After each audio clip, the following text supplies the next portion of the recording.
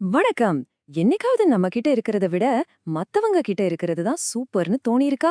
அப்படி நினைச்ச ஒரு சிட்டுக்குருவியோட கதைய தான் இன்னைக்கு நாம பார்க்க போறோம். வாங்க ஆரம்பிக்கலாம். சரி, கதைக்குள்ள போறதுக்கு முன்னாடி நீங்களே உங்கள ஒரு கேள்வி கேட்டுக்கோங்க. உங்க சிறகுகள், அதாவது உங்களுடைய தனிப்பட்ட திறமைகள் உங்களுக்கு போதுமானதா இருக்கா? யோசிச்சு பாருங்க. ஏன்னா இந்த கேள்விதான் இந்த கதையோட மையப்புள்ளியே. ஓகே, இப்ப நம்ம கதைக்குள்ள போலாம். ஒரு அழகான பசுமையான காட்டுல இசைன்னு ஒரு சிட்டுக்குருவி இருந்துச்சு. பார்க்கறதுக்கு ரொம்ப அழகா இருக்கும். ஆனா அது மனசுக்குள்ள சந்தோஷமே இல்ல. இசைக்கு என்ன பிரச்சனைன்னா, அது எப்ப பார்த்தாலும் தன்னை மத்த பறவைகளோட ஒப்பிட்டுக்கிட்டே இருந்துச்சு. அதோட அழகான பழுப்பு நிற சிறகுகள் அது கண்ணுக்கு ரொம்ப சாதாரணமா தெரிஞ்சுது. இந்த ஒப்பீடு பண்ற பழக்கம்தான் அதோட எல்லா சந்தோஷத்தையும் பறிச்சுடுச்சு. அதனுடைய ஆசையெல்லாம் 3 விஷயங்கள் மேல இருந்துச்சு. முதல்ல மயில போல கலர்ஃபுல்லா அழகா இருக்கணும்னு ஆசைப்பட்டுச்சு. அப்புறம் பறந்த போல ரொம்ப வலிமையா உயரமா பறக்கணும்னு நினைச்சுது. கடைசியா நீர்ப்பறவை மாதிரி தண்ணிக்குள்ள டைவ் அடிச்சு விளையாடணும்னு தொடிச்சுது. சுருக்கமா சொல்லணும்னா அது அதா இருக்கவே விரும்பல. இதுல ரொம்ப சோகமான விஷயம் என்ன தெரியுமா? இந்த பொறாமையால அதுகிட்ட இருந்த ஒரு ஸ்பெஷலான திறமையே போயிடுச்சு. ஆமா, இசைக்கு ரொம்ப இனிமையான ஒரு குரல் இருந்துச்சு. ஆனா மத்தவங்கள பார்த்து ஏங்க ஆரம்பிச்சதுல இருந்து அது தன்னோட சொந்த குரலையே வெறுக்க ஆரம்பிச்சிடுச்சு. கடைசில பாடுறதையே சுத்தமா நிறுத்திடுச்சு. சரி, தன்னோட இந்த மனக்குறைக்கு ஒரு தீர்வு வேணும்னு இசை ஒரு பயணத்தை தொடங்குது. ஆனா அது தேடி போனது ஞானத்தையா இல்ல பேராசையா? வாங்க பார்க்கலாம். அது முதல்ல போய் பார்த்தது அந்த காட்டிலேயே ரொம்ப அறிவாளியான ஒரு ஆந்தையம். அந்த ஆந்தை சொல்லுச்சு, குட்டி, ஒவ்வொருத்தருக்கும் ஒரு தனித்துவம் இருக்கு. உன் சிறகுகள் உனக்கு சரியாதான் இருக்குன்னு. ஆனா இசையோட காதுல இந்த அறிவுரையெல்லாம் ஏறவே இல்ல. அது ஏத்துக்கிற மனநிலையில அது இல்ல. ஆந்தையோட பேச்ச கொஞ்சம் கூட மதிக்காம தன் ஆசைகளை நிறைவேற்றிக்க ஒரு சுலபமான வழியை தேடி போச்சு. கேட்ட வரத்தையெல்லாம் குடுக்கும்னு சொல்லப்பட்ட ஒரு மாயாஜால மரத்தை நோக்கி பறந்து போச்சு. அந்த மரத்து முன்னாடி நின்னு அது ஒரே ஒரு வரம் மட்டும் கேக்கல. அது கேட்டது ஒரு காம்போ பேக் மாதிரி. மயிலோட அழகு, பருந்தோட வலிமை, நீர்ப்பறவையோட நீச்சல் திறன், இது மூணும் தனக்கு வேணும்னு கேட்டுச்சு. இது எல்லாத்தையும் வச்சு இந்த உலகத்திலேயே நான் தான் பெஸ்ட் பறவையா இருக்கணும்னு பேராசையோட வேண்டிக்கிச்சு. என்ன ஆச்சரியம்! அதோட ஆசையும் நிறைவேறிடுச்சு. அந்த நிமிஷம் இசைக்கு சந்தோஷம் தாங்க முடியல. ஆனா அந்த சந்தோஷம் ரொம்ப நேரம் நீடிக்கல.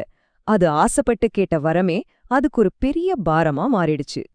அது சந்திச்ச முதல் பிரச்சனையே பறக்கறதுல தான். பருந்தோட அந்த பெரிய வலிமையான சிறகுகள் அதோட குட்டி உடம்புக்கு ரொம்ப பாரமா இருந்துச்சு. உயர பறக்கிறது ஒரு பக்கம் இருக்கட்டும், அதால நேரா கூட பறக்க முடியல. தடுமாறி மரத்துல மோதி டுப்புன்னு கீழே விழுந்துச்சு. அது மட்டும் இல்ல, மயிலோட நீளமான அந்த வால் தோகை தரையில இழுபட்டு சேர்த்துல மாட்டிக்கிச்சு. நீர்ப்பறவையோட கால் வச்சுக்கிட்டு அதெல்லாம் தரையில ஒழுங்கா நடக்க கூட முடியல. தத்தி தத்தி தடுமாறுச்சு. உடம்புல பட்ட அடிய விட மனசுல பட்ட அடிதான் ரொம்ப விறுவிறுன்னு இருந்துச்சு. மத்த பறவைங்க எல்லாம் அத பார்த்து கிண்டலா சிரிச்சுது. ஏய் பாரு, மத்தவங்க மாதிரி ஆகணும்னு ஆசைப்பட்டு இப்ப நீயாவே இல்லாம போயிட்ட அப்படின்னு சொல்லி கேலி பண்ணுச்சுங்க. அந்த அவமானத்துல இசை அப்படியே கூனி குறுகி போச்சு. இப்பதான் கதையில ஒரு முக்கியமான திருப்புமுனை வருது. ஒரு பெரிய புயல் வரப்போகுது. அந்த புயல் தான் இசைக்கு அது உண்மையில யாருன்னு புரிய வைக்க போகுது.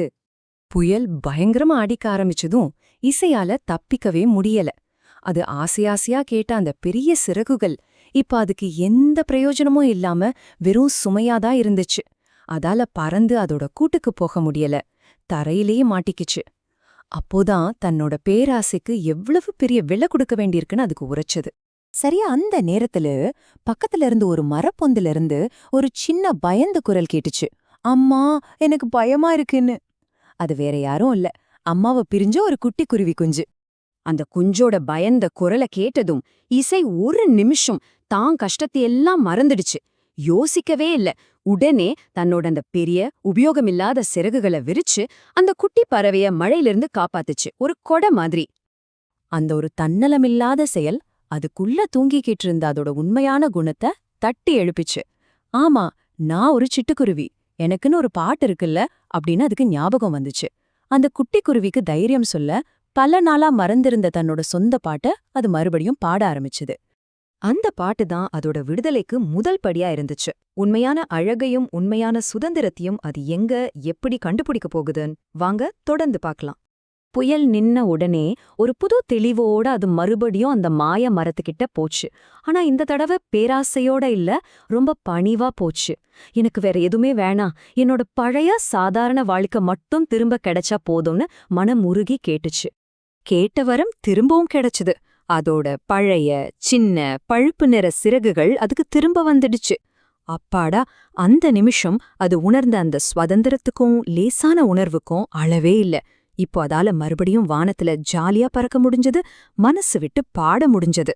இந்த இசையோட கதை நமக்கு ரொம்ப முக்கியமான சில விஷயங்களை சொல்லிக் கொடுக்குது.